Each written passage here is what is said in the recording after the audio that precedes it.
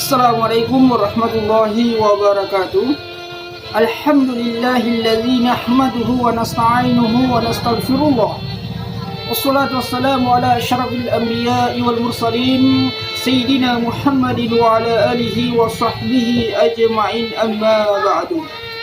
Alhamdulillah wa syukurillah, saudara-saudariku, mudah-mudahan kita selalu berada dalam lindungan Allah Subhanahu wa taala. Nah, adapun untuk pertemuan kali ini, kita akan mendengarkan ceramah dari guru kita Syekh Ali Jaber yang membahas tentang cara mendidik anak agar mencintai Allah dan juga mencintai Al-Quran. Nah, tanpa berlama-lama lagi saudara-saudariku, mari kita simak ceramah dari beliau. Ini dia. Inti daripada dakwah adalah memahami apa yang kita sampaikan dan bahkan mengamalkan. Karena inti ilmu bermanfaat, manfaatnya adalah diikuti dengan amalun salih. Tak ada arti kalau bapa ibu datang jauh-jauh sampai ke tempat ini belajar ilmu tapi pulang tidak ada penambahan amal. Ada nambahan ilmu tapi tidak ada tambahan amal. Padahal Allah Subhanahu wa taala menjaminkan kita bisa selamat dari kecelakaan dan kerugian itu dengan iman kita dan amalun salih. Sebagaimana firman Allah Subhanahu wa taala di suratul Asr, dan saya yakin Bapak Ibu semua hafal. A'udzu billahi minasy syaithanir rajim. Bismillahirrahmanirrahim. Wal 'asr innal insana lafi khusr illa alladhina amanu wa 'amilus salihati wa tawasaw bil haqqi wa tawasaw bis sabr. Sadaqallahul azim. Semua manusia, sampai Allah bersumpah, semua manusia dalam keadaan merugi. Innal insana, walaupun disebutkan al-insan itu satu, tapi yang dimaksud jenis manusia, seluruh manusia dalam keadaan merugi. Artinya merugi apa? Celaka dunia akhirat, tidak selamat dunia dan akhirat. Kenapa mereka tidak selamat? Karena mereka dengan segala kenikmatan yang diberikan oleh Allah tidak digunakan untuk mendekatkan diri kepada Allah. Tapi siapa ya Allah yang selamat dari kerugian itu dan dari kecelakaan? Yang memiliki 4 sifat. Illa alladhina amanu. Bisa terjamin tambahan iman dengan tambahan ilmu. Semakin tinggi ilmu kita, semakin kuat iman kita. Kenapa sekarang umat Islam zaman ini lemahnya iman? Karena kurang ilmu, bodohnya agama. Indonesia negara yang terbesar penduduknya Islam sedunia, dan sayang sekali Indonesia yang terbesar tak bisa baca Quran. Malu kita kan? Dan saya bangga ketika saya melihat perkembangan hafalan Al-Quran, apalagi anak-anak kita yang memberi insyaAllah tanda baik. Indonesia ke depan insyaAllah lebih baik. Contohnya barangkali Bapak Ibu sudah melihat Musa. Sudah nonton gak TV? Ini orangnya ini langsung. Musa belum usia 6 tahun sudah hafal 30 juz. Sudah hafal, bukan khatam ya. Soalnya bahasa Jawa hafal sama khatam beda. Saya pertama kali datang ke Jawa, saya dengar orang mengenalkan anaknya, "Wah, anak saya sudah khatam." Wih Allah, saya senang, subhanallah. Umurnya segini sudah khatam. Masya Allah, 30 juz ya. Oh ya, kayaknya Ustaz salah faham ya. Bukan hafal, khatam. Iman khatam beda ya? Beda di sini.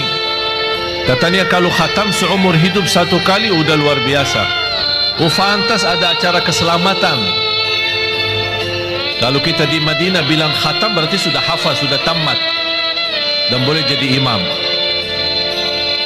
Dan budaya itu mohon dirubah.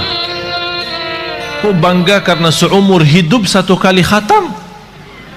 Na'udzubillahi min zalik.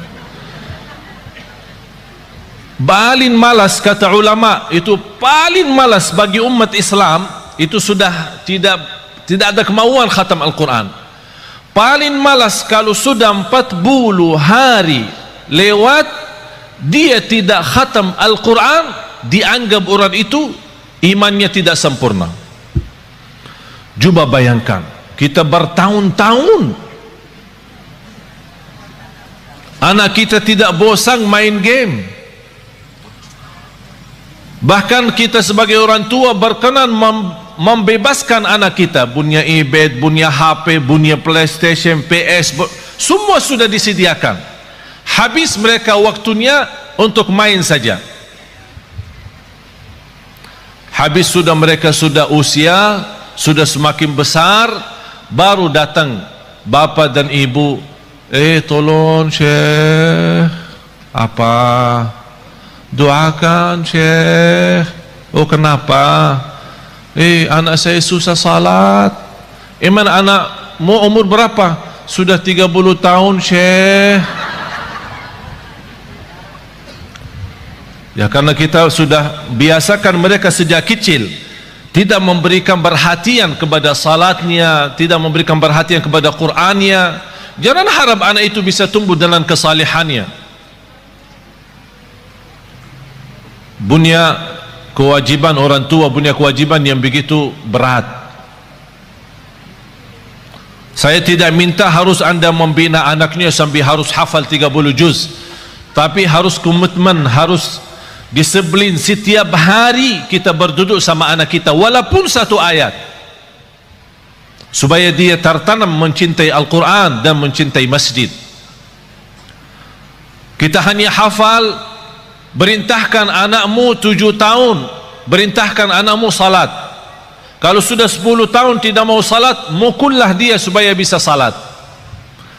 Semestinya sebelum kita perintahkan, ini perintah kalau sudah 7 tahun. Maksudnya Rasul apa? Sebelum memerintahkan, biasakan dia dulu supaya terbiasa. Artinya apa? Sejak dia kecil, masih di bawah 7 tahun, kita boleh membiasakan dia untuk bisa salat, untuk bisa membaca Al-Quran. Sampai kalau sudah 7 tahun, kita tidak punya, sebelumnya tidak punya kewajiban untuk memaksa atau memerintahkan. Tapi kalau sudah 7 tahun, baru mulai tugas baru adalah memerintahkan. Tapi supaya perintah itu bisa diterima dengan baik dan senang, kalau sebelumnya sudah membiasakan dia cinta Al-Quran dan cinta masjid, baru akan ringan menerima perintah dari orang tua. Anak salat, ya salat. Sekarang apa yang kita lihat? Apalagi kalau kita perhatiin masjid-masjid, yang paling ramai di masjid itu sudah bapak-bapak, sudah tua, mengharapkan husnul khatimah.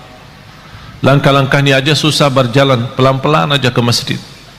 Ditanya, Pak, anaknya mana? Oh, dia di rumah lagi tidur. Tapi coba bayangkan kalau jam sekolah, Pak, anaknya di mana? Oh, lagi sekolah. Karena kita membiasakan kalau bangunin dia subuh, ketika salat subuh tidak begitu kita menaturkan dan komitmen supaya dia bisa menjaga salat subuh, apalagi di masjid. Ayo nak, bangun nak, sudah azan nak. Ya, kedinginan, nantuk. Oh nantuk ya, ya udahlah. Malah ditutupin selimutnya lagi. Pas jam sekolah jam 7, bangunin lagi. Ayo nak, bangun. Masih nantuk. Bangun sekolah. Wih, marah sekali. Upah sekolahnya marah.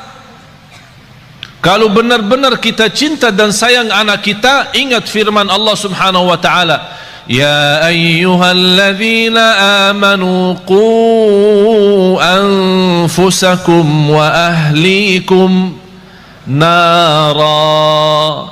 Kita sebagai orang tua punya kewajiban berjuang untuk melamatkan anak kita dari neraka Jahannam. Bukan sekolah yang bagus.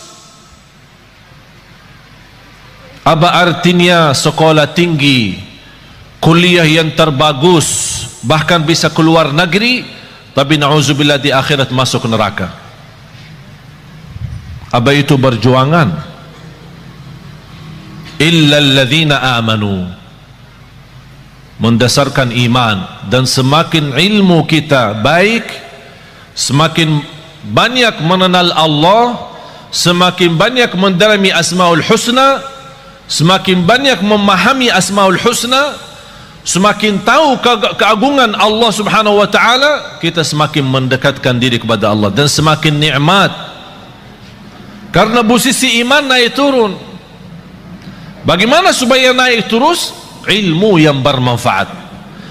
Pertama, ilmu yang sangat dianjurkan adalah ma'rifatullah. Kita lebih mengenal Allah Subhanahu wa taala.